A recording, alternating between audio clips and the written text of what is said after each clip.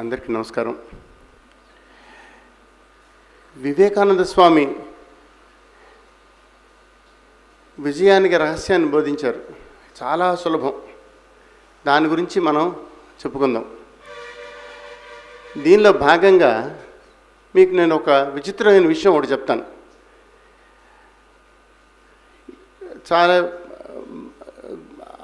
చాలా వర్షం కురుస్తోంది, అంతా తడితడిగా ఉంది, చల్లగా ఉంది.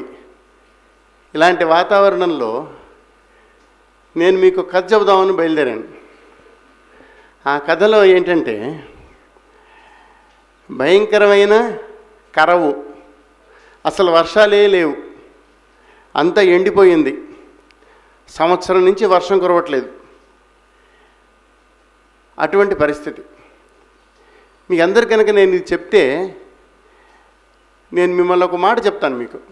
ఏంటంటే, అది ఊహించండి ఒకసారి. ఇప్పుడు వర్షం కురుస్తోంది, ఇదంతా పచ్చగా ఉంది, చుట్టూ చల్లగా ఉంది. వాతావరణం ఇలా కాకుండా కరువు వచ్చింది, అంతా ఎండిపోయింది. చెట్లన్నీ కూడా పచ్చగా ఉండొచ్చు బహుశా, కానీ మీకు తెలుసు కదా ఎండాకాలం చెట్లు ఎలా ఉంటాయో అలా ఉన్నాయి. మీరు ఊహిస్తే మీకు ఆ దృశ్యం మీ కళ్ళల్లో కనిపిస్తుందా? ఇంకా అర్థమవుతుంది నేను ఏం చెప్తున్నానో. మీరు అది ఊహించగలుగుతున్నారా మీ మనసులో? ఏమంటే కరువు వచ్చినప్పుడు అట్లా ఉంటుంది. మంచి ఎండాకాలం తెలుసు కదా, రాజమండ్రి ఎండాకాలం ఎలా ఉంటుందో. రాజమండ్రి ఎండాకాలం మే నెలలో ఆ చివరికి వచ్చేసరికి, రోహిణీ కార్తీక్ వచ్చేసరికి ఎట్లా ఉందో అలా ఉందనుకోండి. ఒక సంవత్సరం అంతా అట్లా ఉందనుకోండి. ఆ పరిస్థితి ఎట్లా ఉంటుంది? ఏదో ఒక ఊళ్ళో చాలా అటువంటి కరువు పరిస్థితులు వచ్చాయట. పరిస్థితి చాలా ఘోరంగా ఉంది. ఒక సంవత్సరం పంటలు పండలేదు. మనం ఈ మధ్య ఇటువంటి కరువులు చూడలేదు, కానీ ఒక 50 ఏళ్ల క్రితం ఇటువంటి కరువులు వచ్చేవని చెప్తారు. ఎందుకంటే అప్పుడు ఈ ఆనకట్టలన్నీ లేవు, ఈ పొలాలకి నీళ్లు పారించే పద్ధతులు లేవు. అప్పట్లో ఈ కరువులు ఎక్కువగా వచ్చేవి. అటువంటి పరిస్థితి వచ్చినప్పుడు ఒక ఊళ్ళో వాళ్ళందరూ కూడా, అయ్యో ఇలా కరువు వచ్చింది, ఏం చేద్దాం అని అనుకుంటూ ఉన్నారట.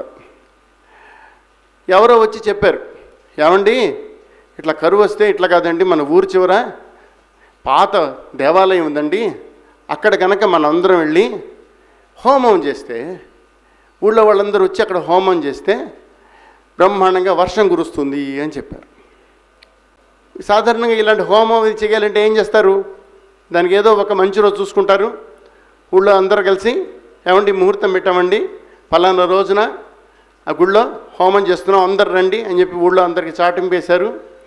ఊళ్ళో అందరూ కూడా ఆ గుడికి బయలుదేరి వెళ్తున్నారు.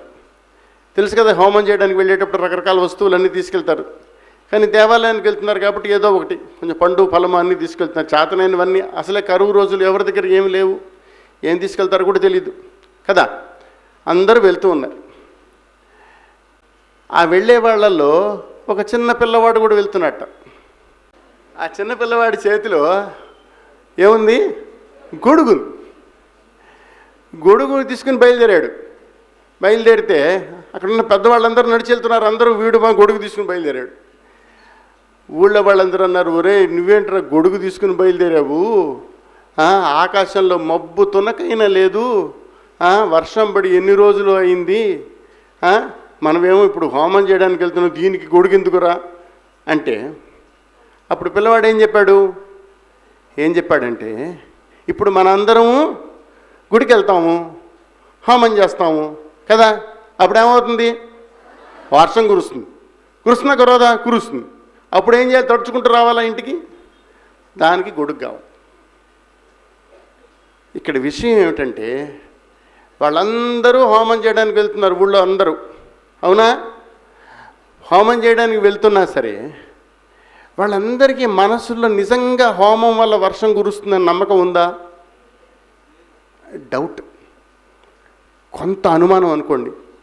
లేకపోతే కొంతమందికి బహుశా 90% అనుమానం, కొంతమందికి 50% అనుమానం, కొంతమందికి 30% అనుమానం. అనుమానంతోనే వెళ్తున్నారు. కానీ ఆ పిల్లవాడు ఒక్కడే 100% వాడికి నమ్మకం ఉంది. ఎస్, ఇప్పుడు మనం హోమం చేస్తాము, వర్షం కురుస్తుంది, గ్యారంటీ. అవునా? దీనికి వివేకానంద స్వామి దీని గురించి ఒక మాట చెప్పారు. ఆయన ఏం చెప్పారంటే దాన్ని శ్రద్ధ అన్నారు. ఏమన్నారు? శ్రద్ధ.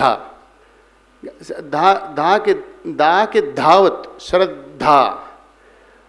శ్రద్ధ కాదు, శ్రద్ధ. పలకండి ఒకసారి. చాలా బ్రహ్మాండమైన మాట శ్రద్ధ. ఈ శ్రద్ధ అనే మాట మనకి బహుశా ఎంత పాతకాలం నుంచి వచ్చిందో మీరు ఆశ్చర్యపోతారు అన్నమాట. అంత పాతకాలపు మాట. అది ఈ శ్రద్ధ అనే మాట గురించి మనం చెప్పుకుందాం 2 మాటలు. ఏమిటంటే, మీరు కాలేజీలోనో స్కూల్లోనో చదువుకునేటప్పుడు అక్కడ కూడా మీ టీచర్లు బహుశా శ్రద్ధ అనే మాట వాడి ఉంటారు. అవునా? అరే శ్రద్ధగా చదువుకోరా, శ్రద్ధగా చదువుకుంటారా, మీరు బాగుపడతారా అని చెప్పారా? అంటే ఏంటి శ్రద్ధగా చదువుకోవడం అంటే ఏంటి? బాగా చదువుకోవడం, లేకపోతే చదివేటప్పుడు గట్టిగా చదవడం, చదివిందంతా బాగా గుర్తుపెట్టుకోవడం. ఇది శ్రద్ధగా చదవడం అంటే. అవునా? అవునా? మనందరం అదా అనుకుంటాం. శ్రద్ధ అంటే ఏంటి? బాగా చదవడం, ఇంకా బాగా చేయడం, లేకపోతే ఎక్కువసేపు పని చేయడం అనుకుంటాం. కానీ శ్రద్ధకి ఇంకొక బ్రహ్మాండమైన అర్థం ఉంది. శ్రద్ధ అంటే ఏంటంటే, నేను ఇప్పుడు చేస్తున్న పని వల్ల నాకు మంచి కలుగుతుంది అన్న నమ్మకం ఉండాలి. ఇప్పుడు నేను చేస్తున్న పని వల్ల నాకు మంచి కలుగుతుంది. దీనికి నేను మీకు ఇంకొక చిన్న కథ చెప్తా. కథ పూర్తిగా చెప్పను, కొంతే చెప్తాను. ఒక చిన్న పిల్లవాడు ఉన్నాడు. ఆ పిల్లవాడి పేరు నచికేతుడు. ఆ పిల్లవాడి పేరేంటి? పలకండి పలకండి, చాలా గొప్ప పేరు ఇది. నచికేతుడు. నచికేతుడు. ఈ పేరు మీరు మర్చిపోకూడదు. ఎందుకంటే ఈ పిల్లవాడు మనందరికీ ఆదర్శం. ఎందుకు ఆదర్శమో ఇప్పుడు చెప్తాను నేను మీకు. ఈ నచికేతుడు అనేవాడు చాలా గొప్పవాడు. మనకు పుస్తకాల్లో పాత పుస్తకాలు ఉన్నాయి. ఆ పుస్తకాల్లో ఒక పుస్తకంలో ఈ నచికేతుడి పేరు వస్తుంది. ఈ నచికేతుడు ఏం జరిగిందంటేట, వాళ్ళ ఇంట్లో వాళ్ళ నాన్న ఏదో ఒక పెద్ద యజ్ఞం చేస్తున్నాడు. పెద్ద యజ్ఞం చేస్తున్నాడు. ఆ యజ్ఞం చేస్తుంటే ఆ యజ్ఞం చేసే దాంట్లో వాళ్ళ నాన్న చేస్తున్న దాంట్లో ఏదో ఒక పని ఆ పిల్లవాడికి కొంచెం నచ్చల. అంతవరకు చెప్పుకుందాం చాలు. మీరు ఈ పుస్తకం చదవండి. ఈ పుస్తకం పేరు ఏంటో వస్తుంది తర్వాత. ఆ పుస్తకం మీరు చదివి అది పూర్తిగా అర్థం చేసుకోండి. నేను కథ ఇంతవరకు చెప్తా, ఎందుకంటే మనకు అవసరమైనంతవరకు చెప్పుకుందాం. ఆ పిల్లవాడు ఏం చేశాడంటే, మా నాన్న ఇట్లా చేస్తున్నాడు, మా నాన్న పూర్తిగా సరిగ్గా చేయట్లేదు, కొంచెం ఏదో తేడా చేస్తున్నాడు. ఆ తేడా చేయకుండా మా నాన్నని నేను రక్షించాలి అనుకున్నాడు. ఏమనుకున్నాడు? మా నాన్న ఆ తప్పు చేయకుండా నేను మా నాన్నని రక్షించాలనుకో అనుకుని వాళ్ళ నాన్న దగ్గరికి వెళ్ళి ఏదో ఒక మాట అడుగుతాడు. ఏమని అడుగుతాడంటే, యజ్ఞంలో వాళ్ళ నాన్న రకరకాలవన్నీ దానాలు ఇస్తున్నాడు. ముఖ్యంగా ఆ రోజుల్లో, ఆ కాలంలో ఉండే ఆస్తి ఆవులు, గోవులు. ఆయన గోవులన్నీ దానం ఇస్తున్నాడు. దానం ఇస్తుంటే ఆ దానంలో ఏంటంటే కొన్ని మంచి గోవులు కానివి కూడా దానం ఇచ్చేస్తున్నాడు. అప్పుడు ఈ నచికేతుడు అనుకున్నాడు, మా నాన్న ఇట్లా చేస్తున్నాడు, మంచి కాని గోవులన్నీ ఇస్తున్నాడు, దీనివల్ల మా నాన్నకి మంచిది కాదు, మా నాన్నకి నేను మంచి చేస్తాను అనుకుని ఏం చేశాడంటే, నాన్న దగ్గరికి వెళ్ళాడు. చక్కబట్టుకు లాగాడు. నాన్న నన్నెవరికి దానం ఇస్తావు? ఏమన్నాడు? నన్నెవరికి దానం ఇస్తావు? వాళ్ళ నాన్నడు పోరా అవతలకు పోరాను. మళ్ళీ వెళ్ళాడు. మళ్ళీ నాన్న నన్నెవరికి దానం ఇస్తావు? వాళ్ళ నాన్న మళ్ళీ ఇంకోసారి విసుకున్నాడు. పోరా అవతలకు పో, ఇప్పుడు కాదు. మూడోసారి నాన్న నన్నెవరికి దానం ఇస్తాం. సాధారణంగా మనకి ఇంట్లో పెద్దలు ఏం చేస్తారు, అలా కనుక పిల్లాడు మామూలు గొడవ చేస్తుంటే ఏం చేస్తారు? పో అవతల పో, చావు పో అంటాం కదా, అవతలే చావు అంటాం కదా మాట కింద. వాళ్ళ నాన్న ఏమన్నాడు? ఒరే నిన్ను యముడికి దానం ఇస్తున్నాను పో అన్నాడు. ఏమన్నాడు? నిన్ను యముడికి దానం ఇస్తున్నాను పో అన్నాడు. అప్పుడు ఏం చేశాడంటేట, ఆ అబ్బాయి నిజంగానే యముడి దగ్గరికి వెళ్ళాడు. ఆ యముడి దగ్గరికి వెళ్ళి యముడితో మాట్లాడతాడు. అది బ్రహ్మాండమైన కథ. ఆ యముడితో ఏం మాట్లాడాడు ఏమిటి అన్నది చాలా బ్రహ్మాండమైన ఏమంటారు డిస్కషన్. అదంతా మంచి ఒక బ్రహ్మాండమైన పుస్తకంలో ఉంది. ఇంతకీ ఏంటంటే ఈ నచికేతుడు వాళ్ళ నాన్న దగ్గరికి వెళ్ళి అడిగే ముందు ఒక మాట అనుకున్నాడు. అది చెప్పడం కోసం నేను ముందు కథంతా పూర్తి చేశాను. నచికేతుడు ఏమనుకున్నాం, ఏం చెప్పుకున్నాం మనం? నాన్న దగ్గరికి వెళ్ళే ముందు మా నాన్నకి నేను సహాయం చేస్తాను అనుకున్నాడు కదా. సహాయం చేస్తాను అనుకున్నప్పుడు ఏమనుకున్నాడంటేట, నేను మా నాన్నకి సహాయం చేయాలి. ఆ సహాయం చేయగలనా లేదా? నేను చేయగలను. ఎందుకు చేయగలనంటే ఈ ప్రపంచంలో చాలామంది తెలివిగల వాళ్ళు ఉన్నారు.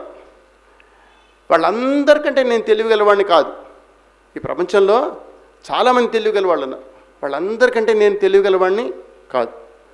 కానీ ప్రపంచంలో అందరికంటే తెలివి తక్కువ వాడిని నేను కాదు. ప్రపంచంలో నేను లాస్టా కాదు. ప్రపంచంలో అందరికంటే నేను ఫస్ట్ కాకపోవచ్చు, అందరికంటే తెలివిగలవాడిని కాకపోవచ్చు, కానీ అందరికంటే లాస్ట్ మాత్రం నేను కాదు. కాబట్టి నేను ఏదో ఒకటి సాధించగలను. నేను మా నాన్నకి వెళ్ళి నేను సహాయం చేస్తాను అని అనుకున్నాను. మీకు అర్థమవుతుందా? ఇది మనందరం నేర్చుకోవాల్సిన విషయం. నచికేతుడు ఏమనుకున్నాడు? I may not be the first, but I'm not the last. I can do something. ఇది మనం నేర్చుకోవాల్సిన ముఖ్యమైన పాఠం. మనందరికీ అనుమానం ఉంటుంది, ఏమండి నేను చేయగలనా అని. ఈ పుస్తకం ఎంత పాత పుస్తకం అంటే ఆ పుస్తకాలు ఇలాంటి మాటలు రాశారంటే ఆశ్చర్యం వేస్తుంది అసలు. అప్పుడు ఆ పుస్తకంలో రాస్తారన్నమాట ఏమనంటే, అప్పుడు ఆ పిల్లవాడిలో ఆత్మశ్రద్ధ జనించింది. నచికేతుడిలో ఆత్మశ్రద్ధ జనించింది. ఆత్మశ్రద్ధ అంటే ఏంటంటే తన మీద తనకి విశ్వాసం, నా మీద నాకు విశ్వాసం, నేను చేయగలను. ఎస్, నేను పర్ఫెక్ట్ కాకపోవచ్చు, నేను లాస్ట్ మాత్రం కాదు, నేను మా నాన్నకి సహాయం చేస్తాను, నేను కూడా ఏదో ఒకటి చేస్తాను, సాధిస్తాను. దాన్ని ఏమంటారు? ఆత్మశ్రద్ధ అంటారు. అది నచికేతుడిలో జనించింది. ఇంతకీ మనకి ముఖ్యమైన విషయం అదే మర్చిపోకండి. ఏమిటంటే, నేను అందరికంటే గొప్పవాడిని కాకపోవచ్చు, కానీ నేను అందరికంటే తెలివి తక్కువ వాడికి మాత్రం కాదు, నేను ఏదో ఒకటి సాధించగలను. దీంట్లో మనకి 2-3 విషయాలు కనుక చూస్తే, నచికేతుడికి వాళ్ళ నాన్న చేస్తున్న యజ్ఞం మీద శ్రద్ధ ఉంది. వాళ్ళ నాన్న చేస్తున్న యజ్ఞం, మా నాన్న చేస్తున్న యజ్ఞం మంచిది, దానివల్ల మా నాన్నకి, మాకు, మా కుటుంబానికి, అందరికీ మంచి జరుగుతుంది అని నచికేతుడు అనుకుంటున్నాడు. అవునా? అది శ్రద్ధ. తర్వాత తన మీద తనకి శ్రద్ధ, తన నాన్న మీద శ్రద్ధ, నాన్న చేస్తున్న పని మీద శ్రద్ధ. ఓకే, నాన్న చేస్తున్న యజ్ఞం దాని మీద శ్రద్ధ, సరేనా? నచికేతుడు తర్వాత వీళ్ళు అడిగినప్పుడు కూడా, నాన్న నన్ను ఎవరికి దానం ఇస్తామని అడిగినప్పుడు ఊరికి నేను సరదాగా అడగల, సీరియస్గా అడిగాడు. ఆ సీరియస్గా అడిగిన దానికి వాళ్ళ నాన్న చెప్పిన పని చేశాడు. యముడి దగ్గరికి వెళ్ళాడు, యముడితో మాట్లాడాడు. మీకు అర్థమవుతుందా?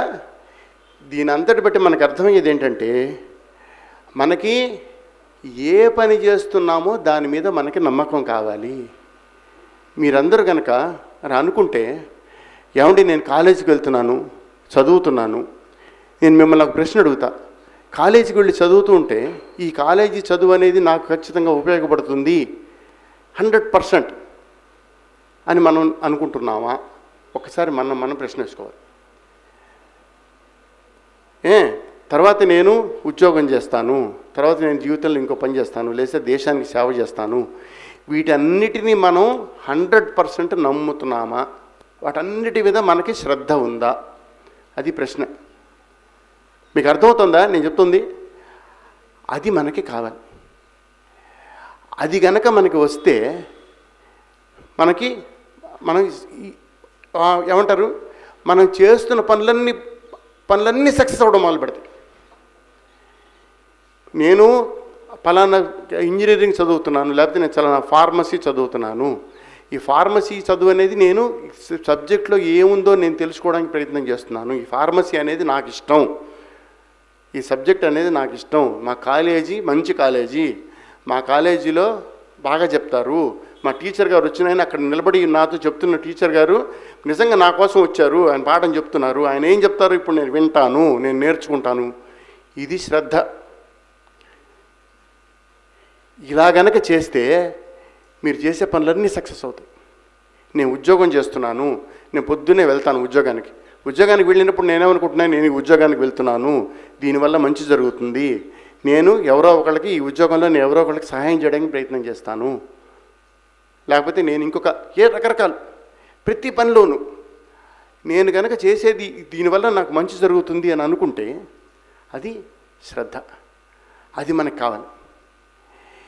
ఈ శ్రద్ధ గురించి నేను మీకు ఒక లైవ్ ఎగ్జాంపుల్ చెప్తా. శ్రద్ధని జీవితంలో చూపించిన మనిషి ఒక మనిషి. ఆ మనిషి కథ మీకు చెప్తానే. ఒక మనిషి ఉన్నాడు. ఆ మనిషి అమెరికాలో కాలేజ్ స్టూడెంట్, చాలా తెలివిగలవాడు. ఇంకా డౌట్ ఏం లేదు కదా, కథ అక్కడే మొదలవుతుంది. చాలా తెలివిగలవాడు. ఆ మనిషికి శ్రద్ధ ఉందా లేదా అన్నది కథలో వస్తుంది. ఆ మనిషి చిన్నప్పుడు చదువుతుంటే బ్రహ్మాండంగా చదువుతుండేవాడు. అని మంచి మంచి కాలేజీల్లో అడ్మిషన్స్ వచ్చాయి, పెద్ద కాలేజీలో చేరాడు, చదవడం మొదలుపెట్టాడు. కానీ ఈ తెలివిగల వాళ్ళందరితో చిక్కు ఉంటుంది.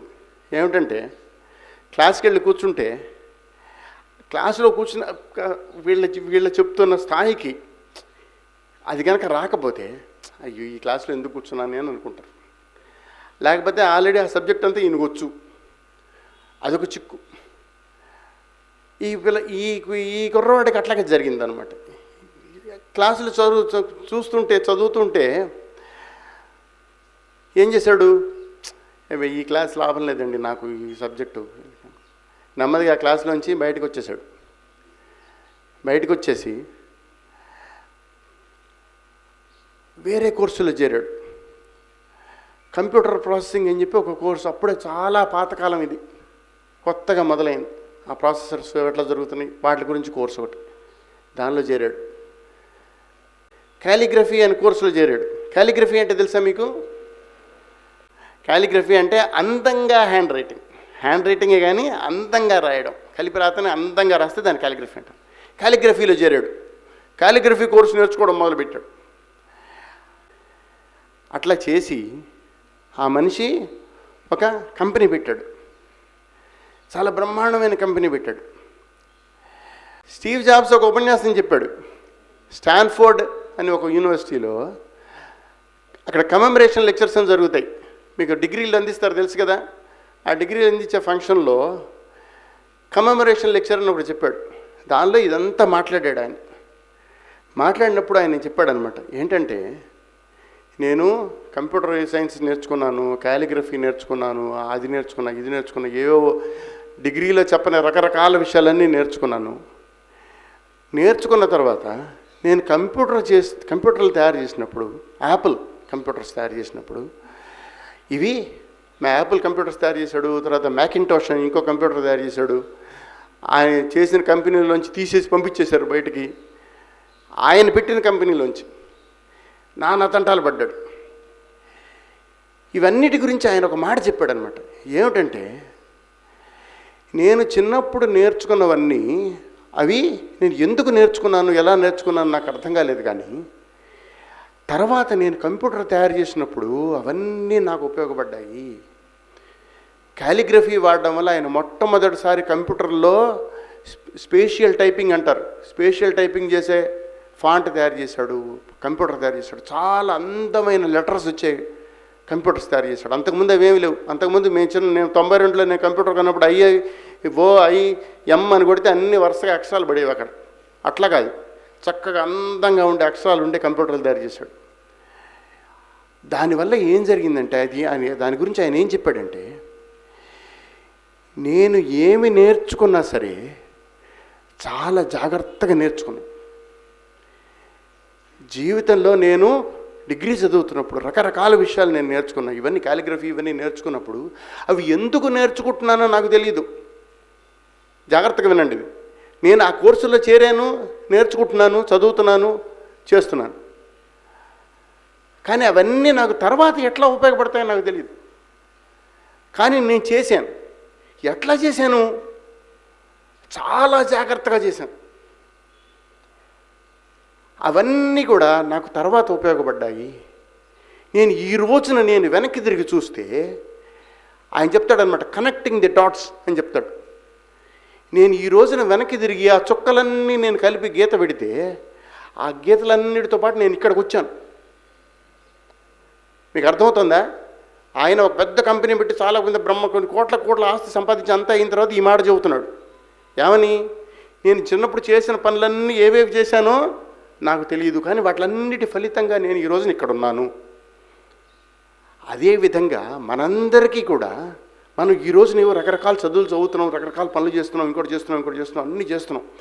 ఏమండి తర్వాత ఏమవుతుందండి మనం ప్రతివాడు అడుగుతాం. మీకు ఇంకో మాట కూడా చెప్తాను నేను. ఏమంటే తర్వాత ఏమవుతుందో తెలిస్తే నేను అసలు బ్రహ్మాండంగా పనిచేస్తానండి అని చెబుతారు. అవునా కదా? నాకు పలానా ఉద్యోగం వస్తుందని కనుక నాకు నమ్మకంగా తెలిస్తే నేను అసలు బ్రహ్మాండంగా పనిచేస్తాను దానికోసం. పెద్ద చిక్కు ఏమిటంటే అది ఏమవుతుందో మనకి తెలియదు. అవునా కదా? జీవితంలో తర్వాత ఏం జరగబోతుందో, మీరు ఈ రోజున చదువుకున్న చదువు తర్వాత ఏం జరగబోతుందో మనకి తెలియదు. మరి ఏమిటండి విజయ రహస్యం? విజయ రహస్యం ఏంటంటే ఆయన చెప్తున్నాడు, చాలా జాగ్రత్తగా చేసుకుంటూ వెళ్ళానండి ఆ పని అని చెప్పాడు. మీకు నేను నా సొంత ఎగ్జాంపుల్సే చెప్తాను. నేను మీకు మా క్లాస్మేట్ ఒకడున్నాడు, వాడు దుబాయ్ వెళ్ళాడు. నేను అగ్రికల్చర్ చదివాను. అగ్రికల్చర్ అంటే తెలుసు కదా, వ్యవసాయం చదివి వాడు దుబాయ్ వెళ్ళి కంప్యూటర్ కంపెనీ పెట్టాడు. సాఫ్ట్వేర్ ప్రోగ్రామింగ్ చేస్తున్నారు. అగ్రికల్చర్కి సాఫ్ట్వేర్ ప్రోగ్రామింగ్కి దరిదాపుల్లో కూడా సంబంధం లేదు. మాకు అసలు లెక్కలంటే భయం. మీకు అర్థమవుతుందా? కాకపోతే ఏంటంటే వాడు చేస్తున్న పని ఆ రకంగా చేసుకుంటూ వెళ్ళాడు. తర్వాత ఏం జరుగుతుందో మీకు తెలియదు, మీరు చేస్తారు. ఇంకొకడు ఉన్నాడు, కర్నూలులో పుట్టకొక్కల కంపెనీ పెట్టాడు. 200 కోట్ల టర్నోవర్. అగ్రికల్చర్కి పుట్టకొక్కలు పెంచడానికి కొంచెం సంబంధం ఉందనుకోవచ్చు. ఏది ఏమైనా మీరు ఇప్పుడు చేస్తున్న పనికి తర్వాత చేసే పనికి సంబంధం ఉండకపోవచ్చు. కానీ విజయ రహస్యం, మళ్ళీ ఇప్పుడు మాట వాడుతున్న కావాలని, ఏమిటది విజయ రహస్యం? శ్రద్ధ. ఏమిటి విజయ రహస్యం? నేను చేస్తున్న పని మంచిది, ఇప్పుడు నేను ఏం చేస్తున్నానో ఇది మంచిది, ఇది నాకు ఉపయోగం, దీనివల్ల నాకు మంచి జరుగుతుంది. దీన్ని వివేకానంద చెప్తారు, నువ్వు ఏ పని చేస్తున్నావో, ఇప్పుడు నీ చేతిలో ఏ పని ఉందో దాని మీద నీ 100% నీ ఎనర్జీ అంతా దాని మీదే పెట్టు అని చెప్తారు. అంటే ఏంటి అర్థం? శ్రద్ధ. వివేకానంద స్వామిని అడుగుతారు, ఏమంటే మీరు జీవితంలో ఏం చెప్తారండి అని అడిగితే ఆయన ఒక మాట చెప్తారు, నా జీవితంలో నేను ఎవరికి అందరికీ చెప్పాలంటే, నా పిల్లలందరికీ చెప్పాలంటే, పెద్దవాళ్ళందరికీ చెప్పాలంటే, ఎవరికి దేశం ప్రపంచం అందరికీ చెప్పాలంటే ఒకటే మాట, ఏంటంటే శ్రద్ధ. శ్రద్ధ అనేదాన్ని నేను అందరికీ నేర్పించాలి. నా మీద నాకు నమ్మకం, నా మీద నాకు విశ్వాసం. శ్రద్ధ అంటే ఏంటి? నచికేతుడు ఏమనుకున్నాడు? నేను అందరికంటే తెలివిగలవాడిని కాకపోవచ్చు, కానీ అందరికంటే అధముండి మాత్రం కాదు, నేను ఏదో ఒకటి చేయగలను అనుకున్నాడు. అప్పుడు అతనిలో ఏమి జనించింది? ఆత్మశ్రద్ధ జనించింది. ఆత్మశ్రద్ధతో నచికేతుడు నిజంగా గొప్పవాడయ్యాడు. అదేవిధంగా స్టీవ్ జాబ్స్ చెప్పిన దాంట్లో కూడా మనకి జీవితంలో ఇప్పుడు మనం ఏం చేస్తున్నామో మనకి తర్వాత జీవితంలో ఇవి ఎలా ఉపయోగపడతాయో మనకి తెలియకపోవచ్చు. అంత మాత్రాన మనం ఇప్పుడు చేస్తున్న దాన్ని నిర్లక్ష్యం చేయాల్సిన పని లేదు. ఇప్పుడు చేస్తున్న దాన్ని శ్రద్ధతో కనుక చేస్తే తర్వాత మనకి బ్రహ్మాండమైన భవిష్యత్తు వస్తుంది. వివేకానంద స్వామి చెప్పిన ఒక్క మాటతో నేను ముగిస్తాను. ఏమిటంటే, ఎవరైతే గనక తన స్థితిలో, తను ఉన్న స్థితిలో తను చేయవలసిన పనిని జాగ్రత్తగా చేస్తాడో, పర్ఫెక్ట్గా చేస్తాడో, అటువంటి వాడికి ఇంకా ఇంకా గొప్ప గొప్ప బాధ్యతలు తీసుకొచ్చి ఇవ్వబడతాయి అని చెప్తాడు. ఇప్పుడు నేనున్న పరిస్థితుల్లో నేనున్న పనిని ఈ రోజున పరీక్ష రాయాలి, ఎల్లుండి పరీక్ష రాయాలి, పరీక్ష రాసేటప్పుడు పర్ఫెక్ట్గా పరీక్ష రాస్తా. అది ఈరోజు నా పని, అంతే. ఎందుకంటే విద్యార్థులు కాబట్టి పరీక్ష గురించి మాట్లాడుతున్నాం, ఏమనుకోవద్దు.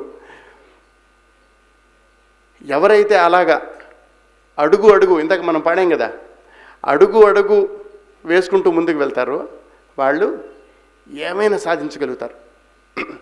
ఇలా వెళ్ళే దారి కూడా చిన్న చిన్న అడుగులే, పెద్ద పెద్ద అడుగులు కాదు, చిన్న చిన్న అడుగులతో మనం ముందుకు వెళ్తాం.